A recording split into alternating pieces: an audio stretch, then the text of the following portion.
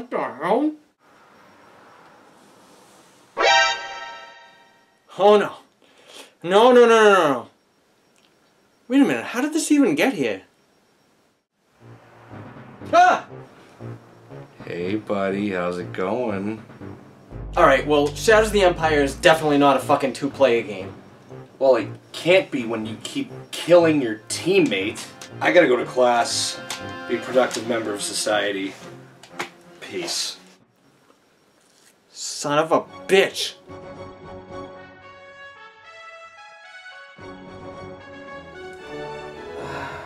So, this episode is gonna be a forced request, or somewhat of a death sentence from a friend. Regardless, this is Aquaman for the Xbox. Well, old Xbox. I'm told it's one of the worst games ever made, which I would think isn't going to help Aquaman's negative appeal to some comic book fans.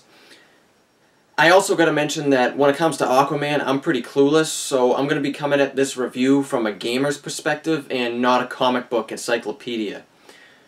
Well, let's visit the lost city of Atlantis, shall we?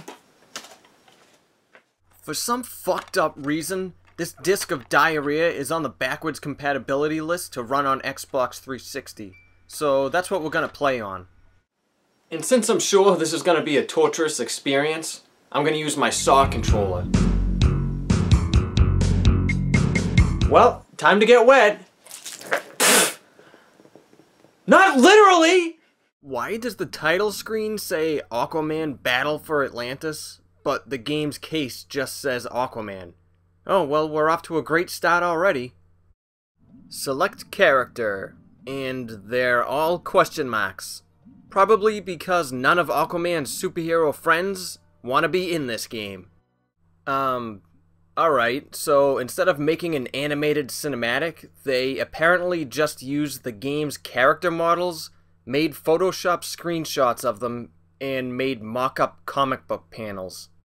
Or in other words, couldn't afford voice actors. I mean, I grew up without voiceovers or the highly cinematic cutscenes that we're all used to now, but come on, this game was made in 2003. I guess one could argue it gives the game more of a comic book feel, but no, it's just laziness. Besides, you really think someone like me with ADD is gonna have the attention span to sit in front of a television with a controller in my hand, amped up waiting to play a video game, is gonna read through all of this text? If I wanted to read a comic book, I'd read a fucking comic book, not sit like a doofus reading a fucking TV screen. Well, at long last, here we are, the city of Atlantis. The graphics look pretty crisp running on my 360, but why the fuck is Aquaman swimming like that? Is he trying to push out a turd or keep a turd from coming out? I can't tell.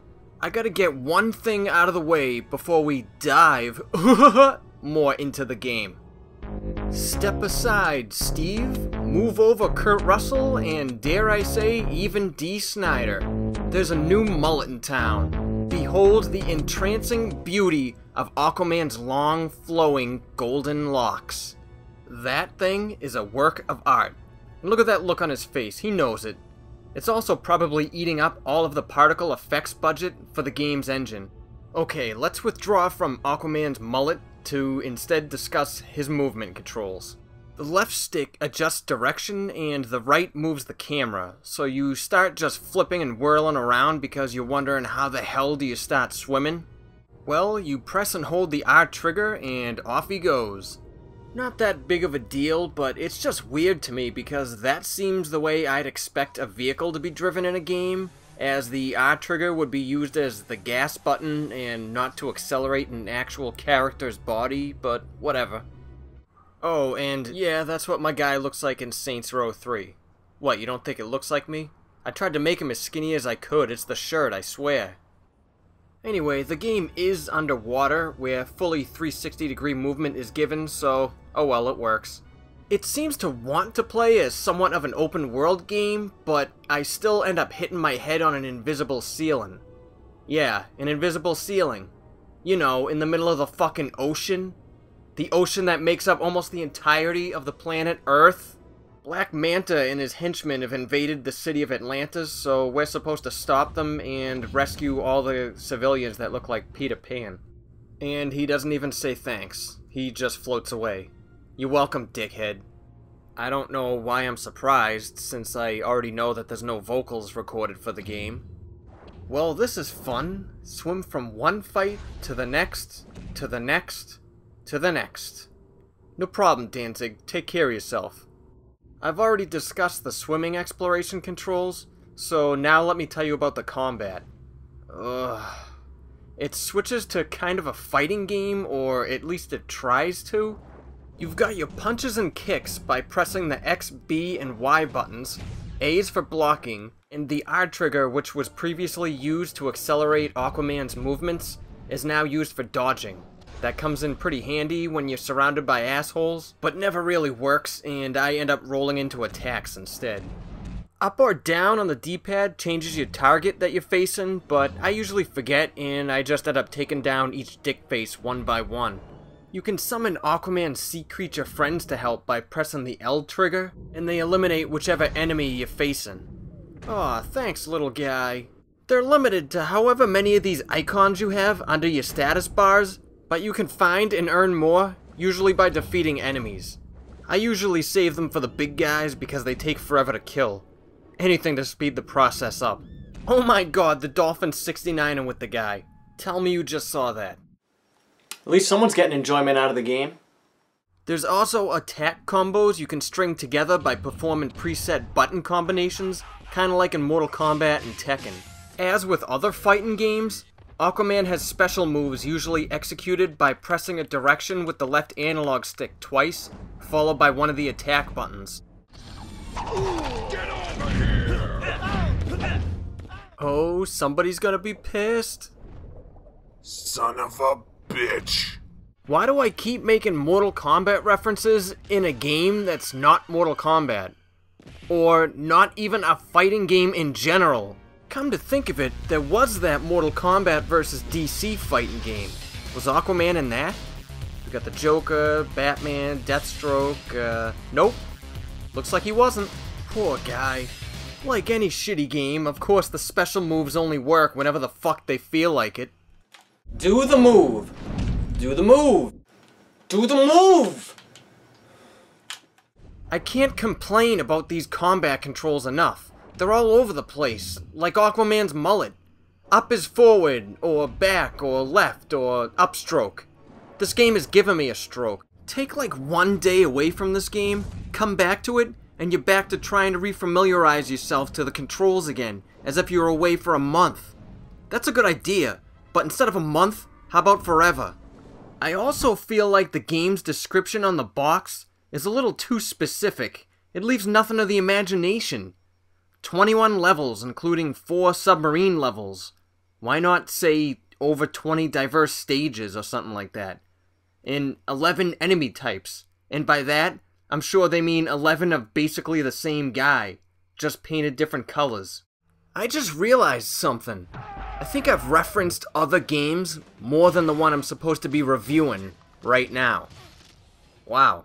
And you want to know what really boils my fucking balls? I hate how in the hostage levels you can't just head right to the guy holding the hostage. Save yourself a couple of minutes, a headache, maybe prolong your sanity, but no, the game's just fucking cruel. Like right here. I have to fight all these guys before I can move on. What do I look like? A guy who's not lazy?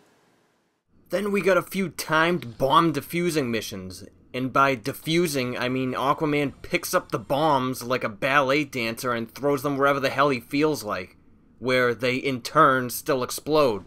He can even throw them at the buildings he's supposed to be protecting. Doesn't that kinda defeat the whole point? Let's see that explosion again. Wow. That's it? That wasn't bad at all. It's like a goddamn firecracker. What the hell's all the fuss about? There's also a few submarine missions, well, 4 to be as precise as the box says, that break up the monotony or your controllers, whichever come first. But, yeah, they're a whole other monster themselves. At first, they seemed to try to play similar to other aerial combat games, but yeah, it just sucks. Remember how before you could press the R trigger to make Aquaman swim faster? Well, now in his submarine, it's the L trigger to speed up. Why reverse it? Switching the buttons up like that, just randomly, serves no purpose, and just throws you for an unexpected loop all of a sudden. The developers probably did it on purpose, fucking assholes. Your torpedo's hit detection is almost too forgiving. It's impossible to miss. But then when you're trying to pick up ammo and shields, the detection is so fucking precise. What good is all that aim assistance when I can't even replenish my goddamn ammo? What a piece of fish. Later on, we're introduced to the lava trolls that look like Cinder from Killer Instinct, and their leader, Lava Lord. No, I'm not talking about the one from Mighty Max. It's eventually revealed Aquaman's brother Ocean Master is behind the whole Atlantis invasion. The name Ocean Master sounds a little more prestigious than simply Aquaman, doesn't it? Whatever, who am I to judge? Anyway, even after a lame ending, I'm still left with some questions. Like, why is the TM for trademark next to the Aquaman logo? We all know who Aquaman is. He's been around since the late 40s. Nobody's gonna copy him. And is it just me, or does the logo look a little slanted? Why is Dr. Wily in the cutscenes? Why do these big guys have spikes like that on their forearms? How are they supposed to jerk off and not impale themselves? It would be impossible. Then again, would you even be able to do that underwater at all? God, I would fucking kill myself. Why is Aquaman like 4 times the size of the windows in Atlantis? Speaking of Atlantis, where's this huge invasion that's supposedly going on? The place looks abandoned and lifeless. That pretty much sums up my whole experience with this soggy turd. Here's a perfect reenactment of how I sat throughout this game. It's just not fun to play. And yeah, I actually fell asleep. I can think of about 52 other chore-like activities you could do that are more entertaining than a playthrough of this game. But here's 2 examples.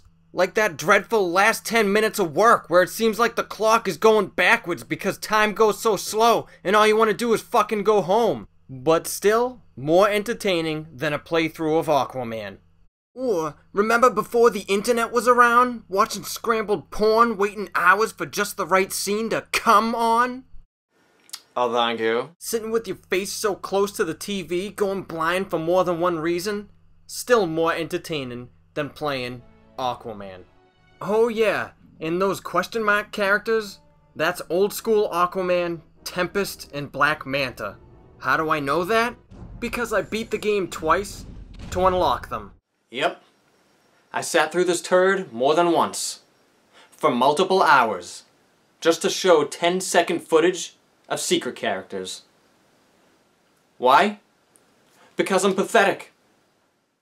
Yep, there's no cheat codes for the game, so putting all that time into it was like studying for a test that I knew I was gonna fail, no matter what. Well, thanks for all the dead brain cells, lucky chicken? Oh, I bet.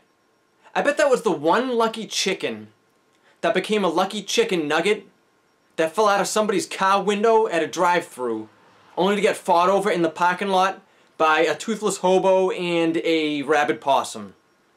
Fuck this.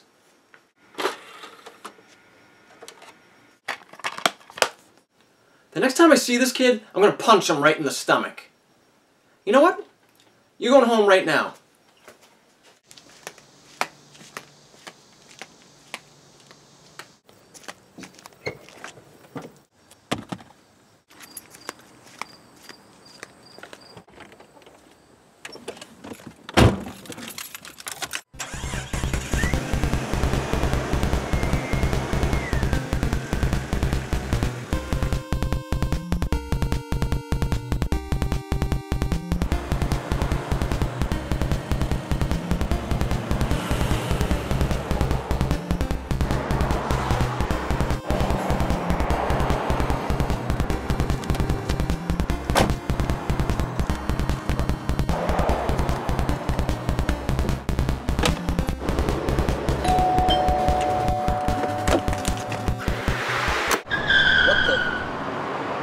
No. Thought I got rid of you. Damn you, Strange! Damn you! Damn you! Damn you!